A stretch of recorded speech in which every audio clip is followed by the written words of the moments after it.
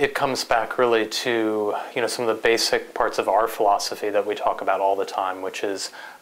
really making sure that the way that you build your city, you don't ever think that you're going to be finished. So I think that the liveliest places in the world are ones where you feel that sense of experimentation, where you feel that sense of people tending to and caring for their city and having an ongoing relationship with it. I think the places that I travel to around the world that are most troubled are often the ones where there's a sense that there was a solution-based mindset, and that those projects actually tend to fail or to only succeed halfway. And I think the places where we really like to spend time and that we consider to be the most interesting and engaging places are the ones that are never done and that maybe have an explicit or subconscious understanding of the project of making the city as one that's never finished.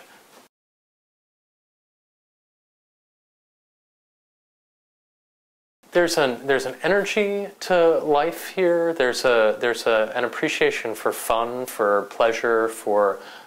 social life that I've felt in the cities in Australia that I've had a chance to visit, and I think that's something that can really be built on. Just understanding that the reason we make cities in the first place is about human connection, and it's about spending time together, and that economic development can be the thing that follows just the desire to make unique, special places where people gather together and where they enjoy good food and drink, or where they enjoy a unique shared culture. And that's definitely something both in Sydney and in Adelaide that I've experienced a lot of, and that I've felt a real pride for developing Australian culture, that it's not a static thing, that it's something that can really be in conversation with cultures from around the world, but that the way that it comes together here is unique. And so I've been really impressed by that, and I think it's something that you can continue to take even more pride in, and really understand your cities as places that are full of life, and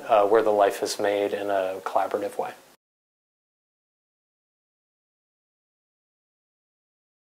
Some of the most exciting work that we've been involved in the States, and that I think is a great jumping off point for Australia, is just, again, this spirit of experimentation. To say things, we don't have all the answers, and the best way to learn about making our cities work the best for people is by having the courage to try things. And so in New York City, where I live, we've gone through a decade of really great experimental energy in the city, and saying, here's this bit of underutilized street space, maybe it can actually be somewhere that's for people instead of cars. What would that look like? But done with a spirit that says, we're not sure if it's the right thing. Let's try it with paint. Let's try it with a few planners. Let's try it by getting as many people in the community involved in this process as possible and understanding it, and not expecting, the spirit of the city to be something that's about a permanent solution, but something that's about having an ongoing relationship with the city. And I think in the best American cities and in our best work in the States